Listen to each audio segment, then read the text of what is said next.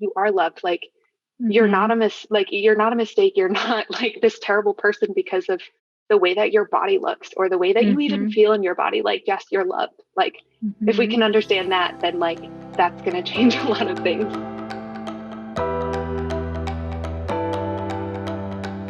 Hello, and welcome to Pursuing Health. I'm Dr. Julie Fouché, family physician and former CrossFit Games athlete.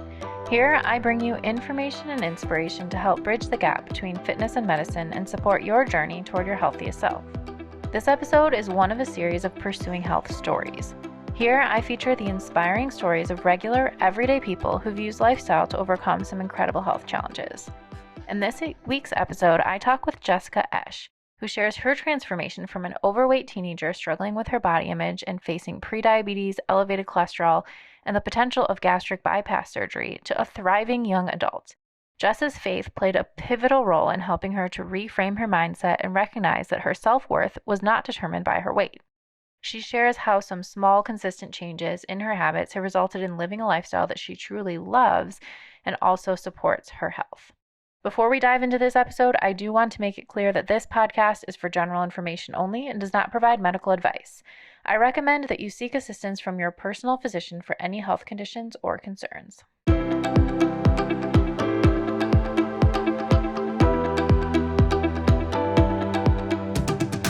Well, welcome to Pursuing Health. I'm really excited to be here with Jess Esch, who has a wonderful, incredible, inspiring transformation story. And I'm excited to learn more about you and your story and what you're up to now. So thank you for taking the time to join me and being willing to share here. Yeah, of course. Thank you for having me. So I thought that maybe we could just start at the beginning with Jess as a child and talk a little bit about your health and sort of how your relationship with food and with your body started to develop as a kid. Yeah. So I remember growing up, and oddly, of all of the things that I can remember, I remember my weight in particular, being something that my earliest memory, I want to say I was 6 or 7. And so I remember actually in the second grade, I was sitting in a class with, we had like a table of 4, and I was with my friends, Nate, Nat, and Ava. And for whatever reason, I don't know why, as like, young kids, we were talking about weight, but they had made the comment of something along the lines like, oh, I'm 60 pounds. Oh, I'm 65 pounds. And I just remember this like, feeling of shame come over me because I remembered that I had stepped on the scale at the doctor's like the week before and I was 85 pounds. And I didn't remember particularly like noticing my stomach or anything like that. But I remember in that moment, I went, oh, I'm different. Something's wrong with me. And so like, that's one of the most vivid memories I have of my childhood. Like, wow. And it's such a young age too. Things, but yeah, like it's interesting because I think back to my childhood and I was involved in Girl Scouts and my mom was super active in my life, but like the things that actually stick out were kind of my struggles with weight and the ways that I perceived myself because of that. So honestly, like that's my first memory of my life, which is a little sad in some regard, but well, obviously it had a big impact and it was something that then influenced you, whether it was on a more conscious level or subconscious level on a lot of things for you then as you were growing up. Yeah. I oddly have like so many memories of that because I even remember like awkward moments where I lied about my weight to people and like just feeling super uncomfortable with that. So yeah, it's interesting to reflect. I feel like I actually haven't thought too much about those things more recently as I've been learning about myself. Yeah, it's interesting. I've had similar experience lately doing a lot of reflecting and kind of going back to different things that happened in childhood or growing up and things that I like now when I go back, I have very vivid memories of them, like you said, or like certain things that people said or certain moments. And I know that they then had an impact on the way that I have been living my life, but very subconsciously, like if you had asked me, I would have said, oh yeah, like, no, I'm totally over that. Like, I know that it didn't hurt me or didn't make a difference, but in reality, sometimes whatever it is, those things just stick with you and then sort of become like this subconscious story that perpetuates. Yeah. Yeah. So currently I'm in grad school and I'm taking a class on multicultural counseling. And one of the projects that I actually finished yesterday was my cultural autobiography. So talking about how our different identities have affected our worldview, how we understand things, and then how we relate to other people. I'm not planning on being a therapist by any means, but I plan on working in higher education. So being able to understand how to work with students from very diverse backgrounds is really important. And so one of the things, obviously, about identities is talking about ability or disability. And so physical health is one of those things that falls under there. And so it's been really interesting to reflect on kind of the ways that shaped me in a lot of ways. And so, I can relate to that in that regard of being able to look back and be like, oh, do I do this because of, growing up and having this background? That's so interesting. So what are some of the ways then, as you started to grow up, through elementary school, middle school, high school, that you think that event then impacted you? It brought it to my conscious awareness. And growing up, I was always aware of it, but I always felt like I didn't know how to manage it. And so after that experience that I had, I remembered I would kind of watch how my peers would eat in the lunchroom, and I began to eat slower because I was like, oh, well, like, since I seem to have this weight problem, like I'm going to pay attention to make sure that I don't eat more than they do. And I would notice that they didn't eat as much as I did. And so I wouldn't eat my whole lunch at school, but then I would go home and I would be so hungry because I wanted more food that I wouldn't pay attention to what I was eating, but I would get home and just snack and snack and snack. And as I reflect, so I moved from the Ann Arbor area up towards the Flint area when I was around 10, and dealing with the emotions of that move and things like that. I discovered that I really used food as a coping mechanism in a lot of ways. And so both feeling disconnected from people, feeling disconnected from myself emotionally, some even family things that I was going through at that point, or ways that I perceived that my family wasn't there for me. And I would just turn to food almost always. Like I had said, I would get home from school and I would end up eating like a can of soup and a whole bag of Doritos and a grilled cheese and all those things. And then my parents would come home in 2 hours and be like, okay, what's for dinner? So then we would eat more food. And for me, it was just really normal. It was like, oh, I'm hungry, I'm eating, but as I began to realize that my weight increased even more and more, I want to say I was age 14 and I was up to 180 pounds or something along those lines. And I went in for a doctor's consult, and they had told me like, hey, you should really consider medical weight loss. You might be a candidate for bariatric surgery. And I remember, they were telling me that I needed to change how I was eating. So I got these recommendations. And I was like, well, no, I don't want to pay money for that. Like that's too much. And so I had tried to manage myself. But even then, like I just didn't really understand how food worked. I didn't understand some of the things they were telling me, along with like high cholesterol and high blood pressure and things along those lines. And so at that point, I think it brought an awareness that I didn't really know what I was doing with food. And you were young too, right? And I'm sure, even being that age, the foods that you're exposed to at school, that like just the general food environment, there's probably not great information. And from your doctors, there's also not great information about how to actually eat in a healthy pattern.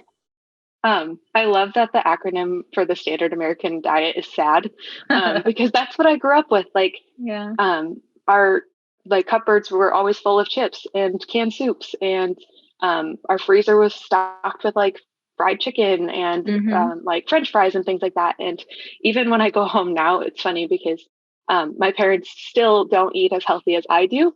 And so they're trying to figure out how to navigate it when I do come home, where they'll be like, okay, we went grocery shopping. We got you like a bell pepper. And do you like this type of like chicken?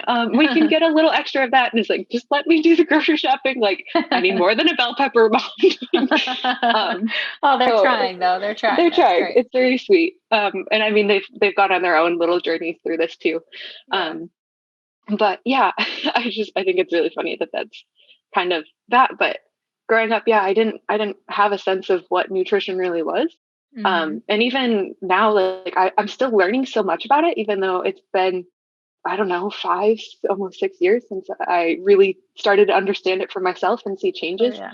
Um, but it's just like, it's so crazy. But in one regard, it's there, you can always learn more, but then it's really just about applying the basic things and doing that well and doing it consistently, you know? Yeah. So obviously, there's this whole sea of information you're trying to sort through as a young teenager, for yourself to figure this out. Um, what what was it that helped you to sort through it, or what were some of the things that you tried that really seemed to help move you in the right direction? Well, I'll first start with what I tried that didn't help, and then I'll Yes. get to what did help. So I remember right around the times that I was told that I should consider bariatric surgery, I tried calorie tracking, but like I said, I didn't really understand what that was. And so I actually remember having these like printed food logs that I would write out. And there was one week that I was like really proud of myself, and I am not proud of myself for this in any way, shape, or form now. But I had gone through like a whole week and I was calorie tracking and I was eating like 800 calories a day and I felt Oh my miserable, gosh. like I cannot absolutely imagine. miserable. But I just wanted that discipline. I was like, no, like I'm doing this for a good reason. Like this is going to help me. And I think I ended up losing like 13 pounds in that one week. And I don't know how much of that was Wow. water weight, but that was actually right after I got to about my heaviest, which was 220. Wow. But I remember like this obsession with food and trying to restrict how much I was eating or just go days where I would quote fast because I also grew up in the church. And so, you know, merging it as a religious discipline made me feel a little bit better about the ways that I was treating my body. And so I would try to manage those things. But then as soon as, my body caught up with me and was like, you're really hungry, then I would end up binging and kind of undoing some of the work that I felt like I was doing. And so it took a couple of years of kind of navigating through that, but then also in the middle of that, having more of like an emotional realization that people didn't love me because I was a certain weight. People didn't, hate me because I had gained 10 pounds. Like people loved me for me. And it wouldn't matter if I got down to 130 pounds. Like it really wouldn't. People would still know me as Jessica and they might be like, wow, you've made this huge transformation, but it wouldn't actually change my worth as a human. And so it was that realization that I think helped me to kind of step back from the ways that I had been trying to manage my weight and be more confident in myself, which is actually what set me No, go up ahead. for yeah, it's actually what set me up for the success that I did find because it wasn't any longer about trying to get people to love me, but it was about being able to say, okay, because I know I am of value, how about I treat myself like I'm of value and let's figure this out so that I am caring for myself.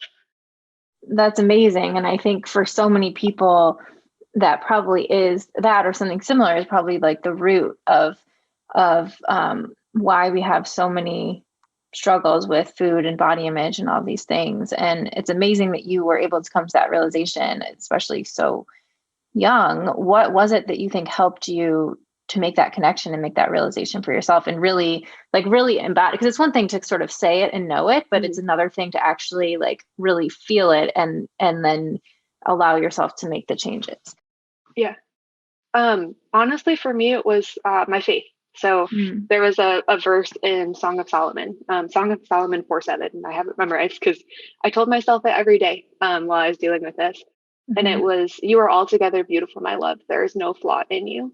And so just being able to speak that over myself and be able to say like, Jess, like, no, you are loved. Like, you're not you're not a mistake. You're not like this terrible person because of the way that your body looks or the way that you even feel in your body. Like, yes, you're loved. Like, if we can understand that, then like that's going to change a lot of things.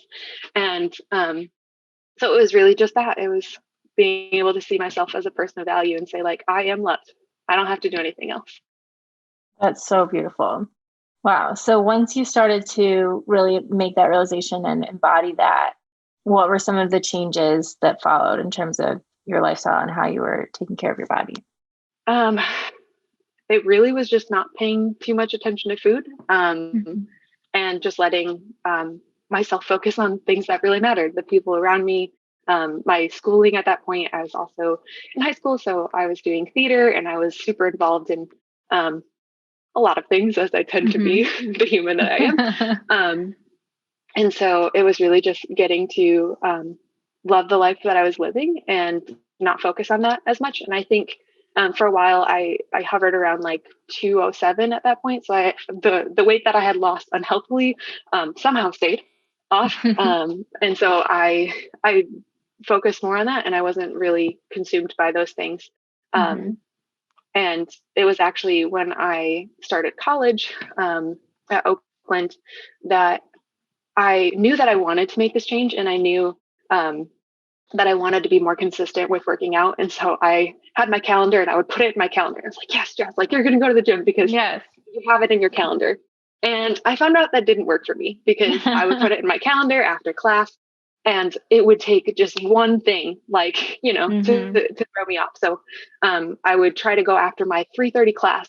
But, you know, like maybe I was a little hungry after class, or maybe somebody was like, hey, do you want to go do this thing with me real quick? Or anything that somebody could say. I was like, yeah, I'll do that instead of go to the gym. Yeah. Always. It's always more fun. Yeah. Yeah.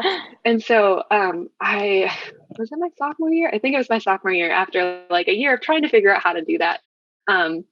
I saw an advertisement for our campus rec center for the Biggest Loser program, which is what it was called then. Okay. Now it's called like Recharge or something like that. But it was the first time that they were doing the Biggest Loser program. And so I like talked to my parents over Christmas break because it was supposed to start in January. And I was like, hey, like, should I do this? It's like, I want to say it was like 100 or 150, something like that. And I was like, should I do this, Mom? And I think the thing that sold me on it is I found out that, like, you know, we would get personal training during it. It was like $4 for personal training each week. And I was amazing. Like, oh, like this is a really good deal. And so I signed up partially for just having a trainer help me understand how to use the gym, but also because I knew that I'm the kind of person that if somebody else holds me to a standard, I will meet it. And so I could do all I wanted to say, Jess, like put it in your calendar and it's going to go there. But you know how you can just kind of tweak with your calendar and like, oh, this can move. But the moment you have a meeting with somebody else, like you're going to show up for it. And being the type A person that I was and still am to some regard, although I've relaxed a lot in regard to where I was in high school and in early college. I knew that, like, you know, if somebody else was expecting me to do this, then like I would show up. And so I had signed up for it, and the essence of it was you would track your food. So I got to learn how to use MyFitnessPal for the first time, and turn in food logs to your coach. And then you would do a weekly weigh-in, and you had two group personal training sessions. And then you had to clock into the rec one other time during the week. And that was it. It was just, you know, having that consistency. And so I remember two of the things that were kind of transformative to me during that experience was, well, three, I guess I should say. The first was learning how to track food and be aware of how much I was eating. And so it was funny because I actually was interviewed by the program for like a year ago, the cohort of students and staff that were doing it at Oakland. They had me do an interview to like share my progress and help motivate people who are in the same position and give some kind of tips of my success story. And I remember like learning how to use it and like looking back and being like, oh my gosh, like I so under-tracked everything. Like I thought I was eating like 2,000 calories, but now I look at it and I go, no, Jess, you're probably eating like close to 3,000 with like the things that you're tracking. But bringing that awareness to my mind of being able to say, okay, you know, I'm grappling with this. I'm paying attention to what I'm eating. And even if I'm not tracking it well, it does bring that awareness to me. And so it first started with that. And I think also being able to, in my mind, like look and say, oh, I didn't realize that this like biscuit was like 250 calories. And so it was just kind of being able to associate those things and learn more about the breakdown and like what I was eating each day and falling within certain macronutrient percentages and whatnot. And being able to say, okay, like, wait, maybe I don't want to eat this because of it's not actually giving me like something that my body needs right now, or being able to like, look at my portions and say, I got this half cup of cottage cheese, but I don't know if I actually want to eat the whole half cup of cottage cheese. Like I'm going to like pay attention and listen to my body and see, okay, no, I actually am pretty satisfied with like only a third of a cup or only half of that. So I think first that awareness of the start of me understanding what I was putting in my body and getting feedback from a coach saying like, hey, you have really high sodium in everything that you're eating. Like, let's pay attention to this as you're eating. But the second was discovering that I actually liked working out. That's a nice surprise. After all those times you moved it on your calendar. Yeah. What I think was so interesting is like, I didn't realize how much it affected my mental state and my emotional state. And I want to say it was about 6 weeks into the program that I typically would work out in the morning. So I'd wake up, go to the gym around 8:30, 9 if I was feeling really lazy and I didn't have class afterward. And I ended up missing the gym one day because I slept in. And the whole rest of the day, I don't know why, I was really emotional. And I showed up to class and I was like frustrated about things. And one of my friends had brought up something and I ended up crying in front of him. And I was like, why am I crying? Like, this isn't a big deal, Jess. Like, why can't you handle yourself right now? And there was just that moment that went, Jess, you didn't work out this morning. And I went, I don't think that's it, but I'm going to go to the gym anyways. So then I went to the gym. And as soon as I went out of the gym, I had like a clear head and I was like, oh yeah, no, I just really needed to go to the gym. This works. Oh my gosh. I can totally relate on that. I remember there was a 2-week period where I didn't work out at all. And I was super depressed, just like terrible mood, really down. I think I ended up going to the gym, like crying. And then as soon as I finished the workout and walked out, I was like, oh, I feel great again. This is exactly why I'm feeling so down. So yeah, I think we can all relate to that. It's just, it's so hard sometimes when you get busy or you're like kind of caught in a slump, but then, what it does for your mental state alone, I feel like makes it worthwhile. Yeah. Yeah. And then the third thing that I learned, through the program is that I'm really competitive. Yes. Yeah. So actually like being able to, track myself against other people, was really helpful. So, obviously everyone started the program at different weights. And so instead of like learning, like how much weight they were losing, we would get like different percentages and things like that. And so I would look, and see on the, stats that we would get each week, we'd get like the top 3 people, for weight loss wise. And I remember there was this one guy that I kept looking and I was like, this guy's like, I think he's lost like 25 pounds already. And I've only lost 15 and we're 8 weeks in. Like, I don't want him to win. And so good motivation. It was. And so I remember going from where I was going about 4 days a week to going 5 or 6 days a week and just like really motivated, loving, how I was feeling more comfortable in my body, finding out I could do things that I never thought I would be able to do, lifting things heavier. And I was like, wait, I can lift up more than 10 pounds? Like what? Funny, since I've been in CrossFit, it's like, okay, no. We can do a lot more than that. A lot more. But like, it was partially that, but I remember just being so motivated and like talking to, the 2 coaches I had. So I had Vince and Aaron, and Aaron was like always super happy that I would show up to class. And I was like, and she's like, oh, like, how are you doing this week? And I was like, I gotta win, Aaron. Like, I gotta be on the top again. And, little to my knowledge, I had miscalculated where I was in standing with everybody else. And so on the final week of the program, we had our weigh-in, and I had lost 12.1% of my body weight, 24 pounds, 25 inches from various points of my body. And the guy that I thought was going to beat me had lost, I think, 7.8% in total. Wow. So you were way ahead. Yeah, I was way ahead. And it was that moment where I was like, whoa, like, I didn't know I could do this. Like, I didn't realize that like this effort would pay off in this way. I didn't realize that like I like this. And I just loved the way that it made me feel. And I learned from just those basic, like learning to go to the gym every day, learning to pay attention to what I was eating, that I found a system that worked really well for me. And that I continue to maintain long after that. So I don't know, I'm really grateful for the waves that springboarded me to where I am right now. It sounds like it. And I love how you highlighted just the components of that program that were really helpful for you, like the having a little bit of friendly competition, bringing the awareness, and then the consistency with, being held accountable by having other people that you were accountable to. Yeah. So then when you finished that 12 weeks, sort of where did that take you? And then at what point did you find CrossFit? So I continued those habits pretty consistently throughout the rest of my undergrad. So I had about 2 years left of undergrad.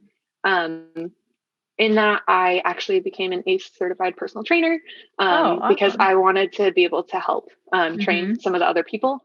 And so I didn't actually end up finishing it by the time of my senior year to be a personal trainer for the program, but I was a coach, a motivational coach for the last year that I was there.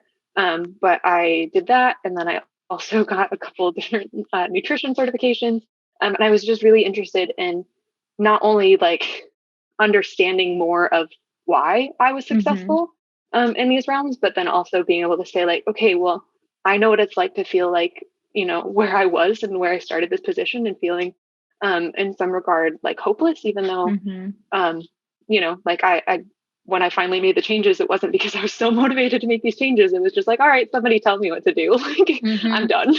I just need somebody to hold me accountable to this and say like, yes, do this. And so I knew that I wanted to be able to work with people who kind of felt in that same position, who had struggled with nutrition, who had struggled with their own self-image, and knew that having somebody else, one, know where they were, but two, help them to get where they wanted to be was something that I wanted to be a part of. So I started CrossFit actually when I returned home from undergrad. I want to say I started in October of 2017. And I went to the local box, which was CrossFit 2A War. Absolutely loved my experiences there. Also got an injury. Yeah, Jen and Andrew, I adore them. They're the best. Yeah. So I started in 2017. I remember when Jen told me to put more than 55 pounds on the barbell for a squat, and I was terrified. And she was like, okay, like do 80 pounds. And I was like, no, that's way too heavy. I'm going to break my back or something. And then, like a month later, I actually ended up hurting myself when I first started CrossFit. I broke my wrist actually from a back squat, which is like a really weird thing if you understand the mechanics of it. But I became a training lesson for all of the CrossFit level one students, because they're like, okay, make sure you know how to bail a bar, because I didn't know how to. Important details. Yeah, important details. But I mean, even then I had learned like, oh, I can squat 155 pounds. I didn't ever think that was something that I could do. That's amazing. Yeah. So I don't know. It was cool because CrossFit helped me to realize that I could do a lot more with my body than I thought that I could. That's amazing. If you look back to what your health was like, maybe when you were a teenager or young adolescent to where you are now, what are some of the biggest things that you think that you do differently now, or that are different about your health? I think there's a lot of components to it, but I actually think the most important one is that I don't feel disembodied anymore. I don't feel disconnected from my mental, emotional, spiritual, and physical health. Whereas growing up, I think because of where I was with my own self-image and discontentment with my body, that I really I wasn't fully present. And so that manifested in the ways that I ate, that manifested in the activity that I did or didn't do, and the ways that I understood myself, and I understood the world, and I understood relationships. And so now to center health is just being present, being able to recognize when something is off kilter, being able to recognize like, hey, Jess, like, you don't really need food. You need to talk to that person that you're upset with, or like, you need to go sit down and reflect and figure out like, hey, where is this coming from? What are you afraid of right now? Where is that like lie or that fear? that's motivating you to try not to be present in this moment, Mm-hmm. and to cope with it in some way. So I think that's the primary thing, but then also just the disciplines that I have. Mm-hmm. I am often told by people that I'm very impressive or intimidating, or Mm-hmm. because of the level of discipline that I lead, but it's all for the aim of knowing that I want to be a particular person. Like I want to Mm-hmm. be the best person that I can be, when I show up for my job, when I show Mm-hmm. up for schooling, when I show up with students, when I show up for my roommates. Mm-hmm. Um, and I recognize that being disciplined in the ways that I am, by being able to pay attention to my food, being able to work out every morning, Mm-hmm. or do some sort of stretching or whatever that looks like. Um, and the prayer that I do in the morning, that it helps me to be a better human, a better rounded Mm-hmm. human. Um, so I think that's the major component, is that I do prioritize my health, because I recognize that health doesn't just take a physical form, but it takes Mm-hmm. so many different forms, and being balanced is the best way to be. I love that. I think that's so beautiful because I think it can be so easy to focus on the physical things and really obsess about tracking your calories or, the details of your workouts. But when you actually start looking at your emotional, spiritual health first, the rest of those things come a lot easier instead of feeling like you're just fighting yourself every single day. So, Yeah, that's most amazing. definitely. What would you tell someone who is in a similar situation, or if you could go back and give yourself advice when you were maybe 12 years old? I was going to say, I have different responses, whether it's me or somebody else. um, I think that if it was me, my 12-year-old self, that I would look at her and I would tell her, one, that she's beautiful, um, two, that I see her and I Hmm. see, the ways that she feels about herself. I see the ways that she, obsesses. And I actually have a memory of when I was 12, like crying, and praying, like in tears, of God, just like, if I could wake up in the morning and not have the stomach, like I would Hmm. just, I would do anything just to be like that. Like, I don't want to be like this anymore. Hmm. Um, I would want to tell her that there's hope, that like, but it doesn't come through the methods that she thought it would. It doesn't Hmm. come through, her hatred of herself, but actually her love of herself, Hmm. and that she is utterly worthy and loved, and she doesn't have to do anything more or anything less, um, than than what she already does. Um, so I think, I know that's probably weird because it's not like, oh, hey, Jess, like just be more disciplined or whatever, No, but it's that's like, beautiful. I think we should record that and play it for every 12-year-old girl right now. Everyone needs to yeah, hear that. Or 30-year-old girl. I mean, everyone needs to hear that. yeah. So I That's think, perfect. yeah, I would want, I guess it wouldn't just even be for me, but I can speak very potently to the 12-year-old me, but be able to Hmm. say like, hey, in this moment you're seen and you're known and you're loved and you're accepted, and you don't Yeah. have to do anything differently. Um, but to actually realize that and then embody that for yourself. Hmm. Um, yeah. I love that. I love that. What are your long-term goals now? You said it's really important for you to show up in every area of your life and be the best person that you can be. What are your goals now as you look forward to the future? Um, I think one of the things that I have done in my learning from all of this stuff, and just organizing my life, is I realize how important what I do every day matters. And so I make sure that what I'm doing is leading towards a larger goal. And so as a person of faith, like I want to live a faith that brings healing to the world. And so Hmm. that includes like the routines that I have, like having coffee and reading the Bible, being involved in a church, but also, just really connecting with the people that are around me and being able to listen. And I actually think that my multicultural counseling class of everything is like helping me the most, because I'm realizing how to be present with people and to listen to their stories. Um, and so, like, one of my goals is actually just to be, a healing force for people in the world. It's to be present with everyone who's there. And one of the philosophies that I hold is like, I don't care whether you're in my life for a week or for like 10 years. I want the impact that I have on you to be something that is substantial.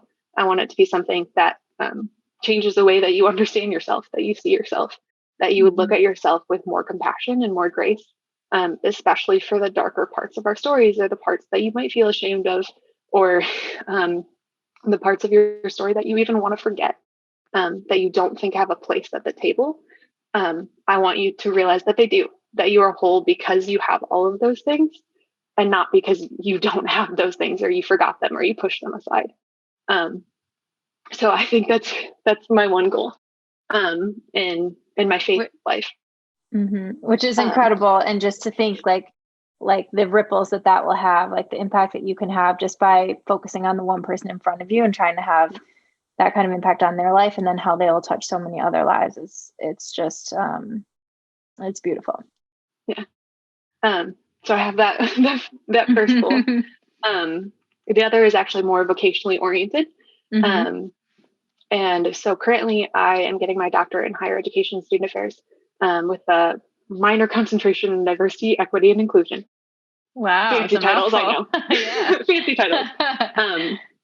But right now my research is trying to understand a particular scholarship program in the state of Indiana, and understanding low-income and minority students' experiences with the university. And in particular, being able to help first recognize the experiences that they have, and the ways that the university fails them and fails to support them, by looking at where students drop out and why students drop out, or when students lose funding, how they navigate those situations, so that we can eventually hopefully change the university to be more supportive of students, to be able to accommodate to the craziness of these journeys. Like COVID, that has a huge impact on students and the rest of the world. But like, we don't necessarily know as an organization how to meet these students' needs. And so primarily, that's one of the ways that I want to understand those things, and then I want to change policies so that the university isn't something that is this white elite institution that has these weird barriers of entry and access, and then navigating is a whole nother experience for students. But I want it to be something that actually benefits people. I want it to be something that brings more inclusion and more life into the world, instead of I think the way that it's currently operating. Largest goal, if I could be like the Secretary of Education one day when I'm like 60, like cool. That's amazing. Yes. I'm going to go with just, some higher level policy, something.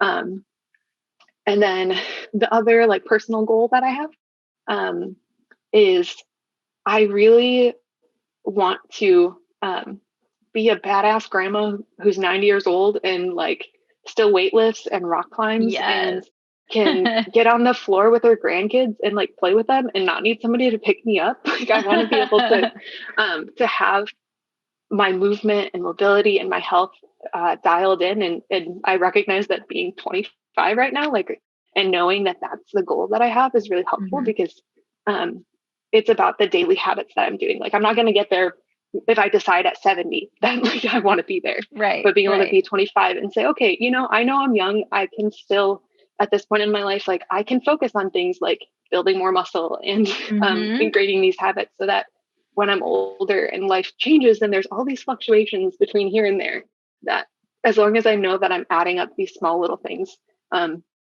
today, like I can get there. I can be 90 and like still in the CrossFit gym, like some of the really cool people that are at the gym right now, who are so inspiring, just to be like, oh, hey, Jean, you're 85 and you're still like here every day. And so, yeah, I know that's one of the goals that I want, because even though hopefully I'll retire like before I'm 90, who knows? I'm a little sporadic and have way too much energy. So I could be that 85-year-old who's just like, oh yeah, no, I'm still, I have a feeling you're going to be doing something. Oh yeah. But I know that I want to be able to give back to my community and my family, and be able to be fully present with them. So that's one of the ways that I get to, is by maintaining this journey of health for the long term. I love it. Those are amazing goals. Okay, so as we start to wrap up, I want to ask the 3 questions that I ask at the end of every podcast. So the first one is, what are the 3 things that you do now that have the biggest positive impact on your health? The first thing, which I know that I've fluctuated in and out, and so I'm finally getting back to it now that I have a better schedule, is planning out my meals before I leave the house. And so being able to like pack my lunch and be able to pack that before I get there is just so helpful, because then I'm not questioning whether I'm eating the right amount of fruits and vegetables. Currently, I go for the 800-gram challenge. Nice. And so like being able to be like, oh, I packed like 400 grams of veggies in my lunch and I have a lean protein. Just when I don't have to think about something, it's really easy. And having that pre-thought of like, oh, I can spend the morning, spend this 5 minutes, and it's going to set me on track for my day. It's just really helpful to have that. The second, I would say, is just going to the gym anyways. Even when like having that habit, I think it's in a Ben Bergeron podcast from Chasing Excellence, where he makes a comment of like learning to make statements of like, I'm the kind of person that goes to the gym every morning, regardless of like how sore I am. And so like, being able to recognize that if I'm super sore, like I don't necessarily have to go as hard, but I still having the consistency of showing up, whether it's like I have to go super early or it's really gross and I don't want to walk to the gym because it's 20 degrees or there's 4 feet of snow. Like, just knowing that I am the kind of person that does that, I think has been really helpful for my health. And the third is checking in with myself to make sure that I am listening to my body. Whether that's as I'm eating, chewing slower and making sure that I'm tasting the food and not just scarfing it down, because that can be so easy to do, especially when you live a very busy life of just like, okay, yeah, I have 2 minutes to eat. So like, let's eat this whole meal. Like, no, Jess, like sit down and enjoy it. But then also being able to take that time and be like, hey, Jess, like I actually notice when like I'll start to shake my leg or when I like can't focus or things like that, and be like, okay, what is my body telling me in this moment? Because it's probably like something that I'm not paying attention in this regard. So if, I'm nervous, hey, Jess, like, let's just breathe for a second. What's going on? Like what's going on in your mind that is causing this response in your body? And how can you be attentive to it instead of ignore it? That's great. That's great. What about one thing that you think would have an impact on your health, but you have a hard time implementing it, or something that you would like to work on? That's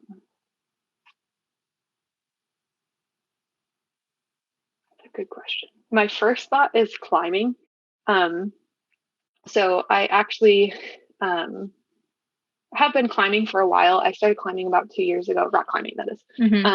And I was really impressed with the ways that like showing up at the gym every day with climbing anyways, like improved a lot of my like mental health and just like the rhythms that I had. But since I've moved to Indianapolis, the climbing gym is a little bit further away. And so I haven't been as consistent in that discipline. And so I actually, because it's like 15, 20 minutes away and it used to be right down the road, it was like a mile. I think that doing that would actually be really beneficial for me because of some of the goals that I have. So that's something that I currently have a hard time implementing, but it's also because I don't have as much of a climbing community right now. Whereas when I was in Bloomington, like I could show up at the gym and it didn't matter, even during COVID, like I would know somebody and I could get a climbing partner. But right now, being in a newer location, because I moved here about 2 months ago, it's not really easy to like walk up to some random stranger and be like, hey, do you want to give me a catch so I can climb harder? So I think even like finding a climbing partner so I can be more consistent is something that would be really beneficial. Cool. Last question is, what does a healthy life look like to you? I mean, I've mentioned this throughout here, but just being present and knowing the things that matter most to me and making sure that I'm checking them off every day. Mm-hmm. So for me, that means my faith, that means my relationships, that means my physical health in some regards. Um, and it also means with the work that I'm doing, not seeking to be happy in a moment, but knowing the things that are going to lead to a fulfillment in my life. Yeah. I love it. I love it. That's a great note to end on. This has been amazing. And thank you so much for sharing your story, but also I think your insight and your perspective is so refreshing. And so I know I learned from it a lot, and I think that other people listening will learn from it a lot too. So thank you so much. Thank you.